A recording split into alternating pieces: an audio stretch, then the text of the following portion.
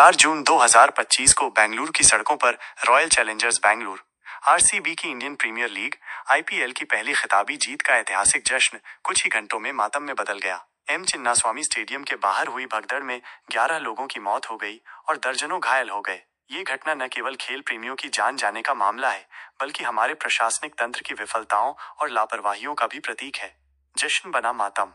RCB की जीत के बाद टीम ने बेंगलुरु के एम चिन्नास्वामी स्टेडियम में एक सार्वजनिक जश्न का आयोजन किया। आरसीबी के आधिकारिक ट्विटर हैंडल से इस आयोजन की घोषणा के बाद महज 2 घंटे में लाखों प्रशंसक स्टेडियम में एकत्रित हो गए। इस अचानक बढ़ी भीड़ के लिए कोई पर्याप्त व्यवस्था नहीं थी, जिससे स्थिति नियंत्रण से बाहर हो गई। स्टेडियम की क्षमता से कई गुना अधिक लोग वहां पहुंच गए। भीड़ प्रबंधन की कोई ठोस योजना नहीं थी और न ही आपातकालीन सेवाओं की पर्याप्त व्यवस्था की गई थी। इस अव्यवस्था के कारण भगदड़ मच गई, जिसमें 11 लोगों की मौत हो गई और लगभग 100 लोग घायल हो गए।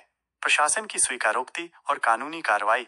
इस घटना के बाद प्रशासन की ओर से कई बहाने और स्पष्टीकरण दिए गए। उप मुख्यमंत्री डी.के.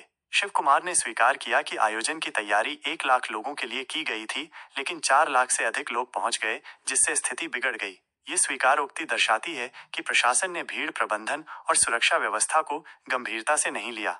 इसके अलावा पुलिस ने आरसीबी, आयोजनकर्ता डीएनए एंटरटेनमेंट नेटवर्क्स और कर्नाटक राज्य क्रिकेट संघ केएससीए के खिलाफ आपराधिक लापरवाही का मामला दर्ज किया है। यह कदम स्वागत योग्य है, लेकिन यह भी सवाल उठाता है कि क्या इन संस्थाओं को पहले से ही सुरक्षा मानकों का पालन करने के लिए बाध्य नहीं किया जाना चाहिए था। राजनीतिक आरोप प्रत्यारोप। इस घटना ने राजनीतिक गलियारों में भी हलचल मचा दी है। विपक्षी दलों ने कांग्रेस सरकार पर लापरवाही और कुप्रबंधन का आरोप लगाया है। भाजपा और जेडीएस नेताओं ने सरकार पर आरोप लगाया कि उसने बिना पर्याप्त तैयारी के आयोजन की अनुमति दी, जिससे ये त्रासदी हुई। वहीं सरकार ने भीड़ के अप्रत्याशित रूप से बढ़ने को कारण बताया है। यह आरोप प्रत्यारोप की राजनीति घटना की गंभीरता को कम नहीं कर सकती। हमें ये समझना होगा कि नागरिकों की जान की कीमत पर राजनीति नहीं की जा सकती। आगे की राह, जवाबदेही और निवारक उपाय। इस घटना के बाद पुलिस ने संबंधित संस्थाओं के खिलाफ आपराधिक लापरवाही का मामला दर्ज किया है। यह एक सकारात्मक कदम है, लेकिन यह सुनिश्चित करना आवश्यक है कि जांच निष्पक्ष और पारदर्शी हो और दोषियों को कड़ी सजा मिले। इसके अलावा भविष्य में इस तरह की घटनाओं से बचने के लिए निम्नलिखित कदम उठाए जाने चाहिए।